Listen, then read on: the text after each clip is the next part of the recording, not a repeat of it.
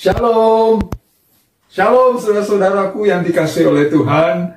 Senang sekali kami bisa menjumpai lagi saudara-saudara dimanapun saudara-saudara berada. Ya, sekali lagi saya mau mengucapkan selamat tahun baru. Memasuki tahun yang baru ini saudara-saudara, tahun yang penuh kemuliaan Tuhan. Tuhan akan menyatakan kemuliaannya di tahun yang baru ini. Namun tetap harus ada bagian yang kita harus lakukan saudara-saudara ya, untuk mengalami, mendapatkan, menikmati kemuliaan Tuhan di tahun 2022 ini. Saudara-saudaraku yang dikasihi Tuhan, saya mengajak kita bersekutu lagi dengan Tuhan. Ambil Alkitab saudara, selagi ada kesempatan, selagi ada waktu yang indah, bahkan ini memulai tahun yang baru, perjalanan hidup kita di tahun yang baru bersama dengan Tuhan. Mari saya mau mengajak kita belajar firman-Nya supaya kita mengerti apa yang Tuhan kehendaki di dalam kehidupan kita. Ambil Alkitab saudara, buka dari kitab Mazmur. Mazmur 26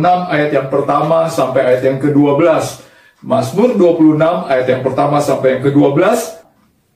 Dari Daud, berilah keadilan kepadaku ya Tuhan, sebab aku telah hidup dalam ketulusan. Kepada Tuhan aku percaya dengan tidak ragu-ragu. Ujilah aku ya Tuhan, dan cobalah aku. Selidikilah batinku dan hatiku, sebab mataku tertuju kepada kasih setiamu, dan aku hidup dalam kebenaranmu. Saudara-saudaraku yang dikasihi oleh Tuhan, ini Mazmur yang ditulis oleh Raja Daud, saudara-saudara, berbicara tentang doa mohon dibenarkan oleh Tuhan. Saudara-saudaraku yang dikasihi Tuhan, tema renungan atau pembelajaran firman-Nya pada kali ini, temanya adalah penari topeng. Ya, penari topeng. Saudara-saudara pernah tahu penari topeng? Artinya seorang penari yang memakai topeng, saudara-saudara. Ya, mengapa mau ngapain topeng? Nah, tentunya kita tidak bahas. Ya, itu bicara tentang adat. Saudara-saudaraku yang dikasihi Tuhan, kita baru saja melewati perjalanan hidup kita di tahun yang lalu, tahun 2021. Dan saat ini kita patut bersyukur. Kita sudah dibawa masuk oleh Tuhan, memasuki tahun baru, tahun 2022, yang penuh dengan kemuliaan Tuhan, yang Tuhan akan nyatakan dalam kehidupan kita. Namun, saudara-saudara, mari kita juga terus berkaca, terus mengevaluasi bagaimana perjalanan hidup kita di tahun 2021 yang lalu, atau tahun yang sudah kita lampaui, saudara-saudara. Saya percaya pasti banyak di antara kita yang mengalami banyak hal di dalam perjalanan hidup kita di tahun yang lalu, tahun 2021. Nah, itu kita harus perbaiki. Salah satunya berbicara tentang ketulusan. Ketulusan, ya. Mengapa saya mengambil tema tentang penari topeng? Artinya, orang penari topeng itu, dia tidak menampakkan keasliannya. Dia tidak memperlihatkan, kita tidak tahu dia bagaimana sebenarnya. Ya, saudaraku yang dikasihi Tuhan, beda dengan Raja Daud. Daud berkata, aku hidup dalam ketulusan. Ya, beberapa kali diulang kata ketulusan di hadapan Tuhan. Daud berkata, berani berkata, aku ini hidup dalam ketulusan Tuhan. Kata tulus itu artinya sungguh-sungguh dan bersih hatinya. Sungguh-sungguh dan bersih hatinya. Di dalam hatinya Daud itu tidak ada sesuatu yang disimpan-simpan. Di dalam hatinya Daud itu bersih, sungguh-sungguh mengasihi Tuhan. Waktu kita hidup dalam ketulusan seperti Daud, Tuhan perintahkan A, ya dilakukan A. Tuhan minta B, kita berikan B. Itu yang namanya ketulusan. Saudaraku yang dikasihi Tuhan, kata ketulusan artinya jujur, tidak pura-pura. Jujur, tidak pura-pura. Ya, saudaraku yang dikasihi Tuhan, ada banyak kehidupan manusia hari-hari ini tidak jujur, pura-pura di hadapan orang, di hadapan yang lainnya. Kita menampilkan hal-hal yang baik, saudara-saudara, padahal pura-pura. Di dalam hatinya ada niat jahat, di dalam hatinya ada niat busuk, di dalam hatinya ada pengkhianatan, di dalam hatinya ada kebusukan-kebusukan. Saudara-saudaraku yang dikasihi Tuhan, ini namanya tidak tulus. Ya. Tuhan mau supaya orang percaya, anak-anaknya tetap hidup dalam ketulusan. Di tahun 2022 ini, saudara-saudara, Tuhan mau kita hidup dalam ketulusan. Tuhan mau kita hidup dalam kejujuran. Tuhan mau kita hidup tidak pura-pura, sebagaimana adanya, saudara-saudara. Terlebih khusus di hadapan Tuhan dan di hadapan sesama. Saudaraku yang dikasihi Tuhan, kita belajar bagaimana yang dimaksud dengan ketulusan itu. Yang pertama, saya mau bagikan cepat bagi kita. Yang pertama di dalam ayat 4a. Ayat 4a berkata begini, aku tidak duduk dengan penipu. Kenapa Daud bisa hidup secara tulus sepanjang umur kehidupannya? Karena dia katakan, aku tidak duduk dengan penipu, tidak bergaul dengan penipu. Saudara-saudaraku yang dikasihi Tuhan, orang yang tulus, orang yang jujur itu, ya berarti dia tidak berbohong, berarti dia tidak menipu. Ya kan? Saya pikir ini sangat mudah dicerna, saya pikir ini sangat mudah dipahami. Tidak perlu saya berpanjang lebar memperjelas ini. Saudaraku yang dikasihi Tuhan, jujur, mari kita refleksi, mari kita introspeksi, saudara-saudara. Apakah selama ini kita hidup dalam menipu, penipu, saudara-saudara? Ketika kita menipu, ketika kita berbohong, ketika kita menjadi seorang penipu, berarti kita bukan orang yang tulus. Atau sebaliknya juga, kalau kita mau jadi orang yang tulus, hindari orang-orang yang penipu, jauhi orang-orang yang suka menipu. Karena kita akan nantinya terkontaminasi, dan kita pun akan hidup dalam kebiasaan sebagai seorang penipu. Saudara-saudara yang kering, Mazmur 5 ayat 6 berkata, Mazmur 5 ayat 6 berkata, engkau membinasakan orang-orang yang berkata bohong. Tuhan jijik melihat penumpah darah dan penipu. Jelas saudara-saudara, Mazmur berkata Tuhan jijik, Tuhan tidak suka dengan orang yang menipu, dengan orang yang suka berkata bohong. Saudaraku yang dikasihi Tuhan, sudahkah kita selama ini hidup jujur, tidak menipu, tidak menjadi seorang penipu? Berarti kita tulus, atau kita masih lebih banyak berbohong, menipu? Saudaraku, hati-hati, Tuhan tidak suka. Tuhan tidak suka. Kalau kita rindu tahun 2022 ini hidup kita, perjalanan hidup kita penuh dengan pertolongan berkat Tuhan, bahkan kemuliaan Tuhan kita alami. Mari kita buang kebiasaan kita penipu. Mari kita hidup tulus, jujur di hadapan Tuhan dan di hadapan sesama. William Shakespeare berkata begini. William Shakespeare berkata, ketika kekasihku bersumpah bahwa ia memohon maaf dan mengatakan hatinya tulus, aku mempercayainya, meskipun aku tahu ia berbohong. Saudara, ini luar biasa statementnya William Shakespeare. Kenapa dia berkata begitu, saudara? Kekasihnya, ketika kekasihnya minta maaf, dia tahu dan dia memang memaafkan, tapi dia tahu bahwa hatinya itu berbohong. Kenapa? Karena kebiasaannya memang berbohong. Ya. Sekali kita kebiasaan berbohong, maka karakter kita menjadi pembohong dan penipu. Dan ketulusan tidak ada di dalam hidup kita. Dan waktu hidup kita tidak tulus, maka Tuhan tidak berkenan kepada hidup kita. Saudaraku yang dikasihi Tuhan, mari kita sungguh-sungguh menyimak, dan kita mau tanggalkan kebiasaan itu. Di ayat yang keempat B berkata begini, aku tidak duduk dengan penipu. Tadi penipu yang pertama. Yang kedua, dan dengan orang munafik aku tidak bergaul. Dengan orang munafik aku tidak bergaul, kata Raja Daud. Saudara-saudaraku yang dikasihi Tuhan, poin yang kedua, orang yang tulus berarti tidak munafik. Iya, kalau tadi orang yang tulus berarti tidak menipu, tidak pembohong. Yang kedua, orang yang tulus berarti tidak munafik. Di dalam Matius pasal 23 ayat yang ke-14 dan selanjutnya, di sana dikatakan, celakalah kamu, hai ahli-ahli Taurat dan orang-orang Farisi, hai kamu orang-orang munafik, sebab kamu menelan rumah janda-janda, sedang kamu mengelabui mata orang dengan doa yang panjang-panjang. Sebab itu kamu pasti menerima hukuman yang lebih berat. Saudaraku yang dikasihi Tuhan, di dalam Matius pasal 23, bagaimana Tuhan Yesus mengecam orang-orang Farisi, ahli-ahli Taurat, dan Tuhan Yesus selalu berkata, hai engkau orang-orang munafik. Saudara-saudara, apa yang dimaksud dengan munafik? Munafik itu artinya orang yang berpura-pura, ya, kelihatannya kalem, gitu kan? Kelihatannya dermawan, kelihatannya murah hati, padahal yang diberi itu adalah hasil dari rampokan, hasil dari korupsi. Apakah ini dibenarkan di hadapan Tuhan? Saya yakin pasti tidak, saudara-saudara. Ya, pasti tidak dibenarkan. Kita menolong orang lain, tapi kita menolong itu hasil dari kejahatan, saudara-saudara, kan? Sama saja bohong, itu namanya munafik, saudara-saudara, ya. Jadi saudara, sebetulnya kita tidak sedang menolong, tapi juga kita sedang mengajarkan kejahatan malah, atau berbagi kejahatan. Saudara yang dikasihi Tuhan, jangan menjadi orang yang munafik.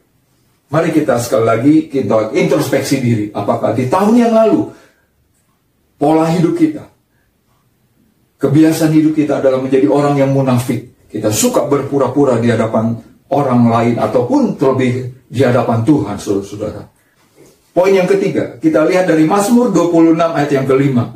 Aku benci kepada perkumpulan orang yang berbuat jahat, dan dengan orang fasik aku tidak duduk.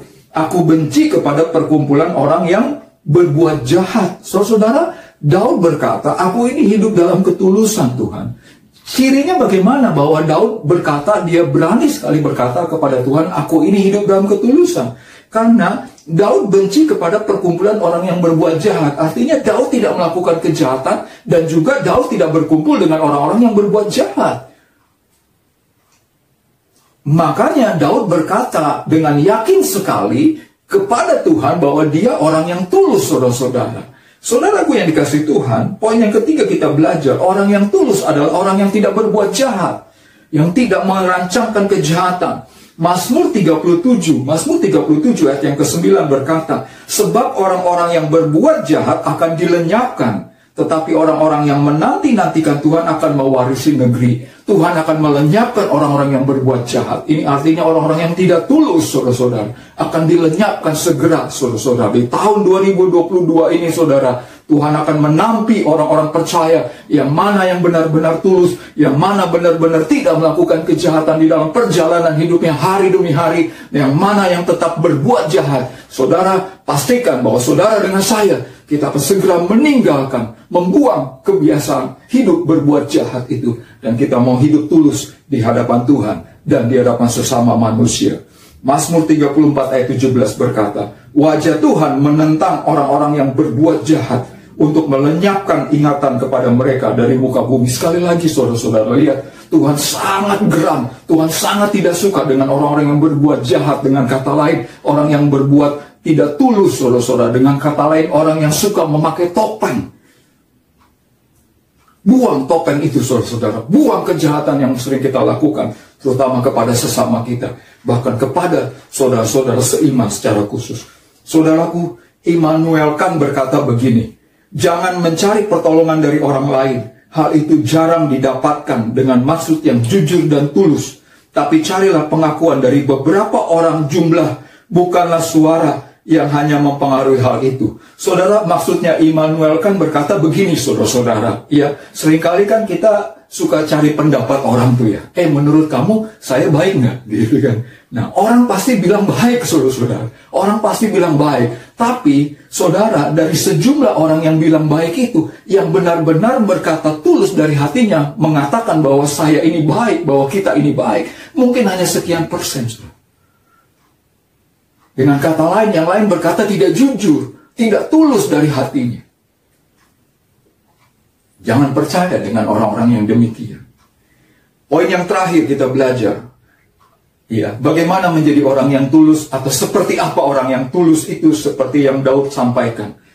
Mazmur 26 ayat yang kelima berkata, aku benci kepada perkumpulan orang yang berbuat jahat. Tadi poin yang ketiga, berbuat jahat.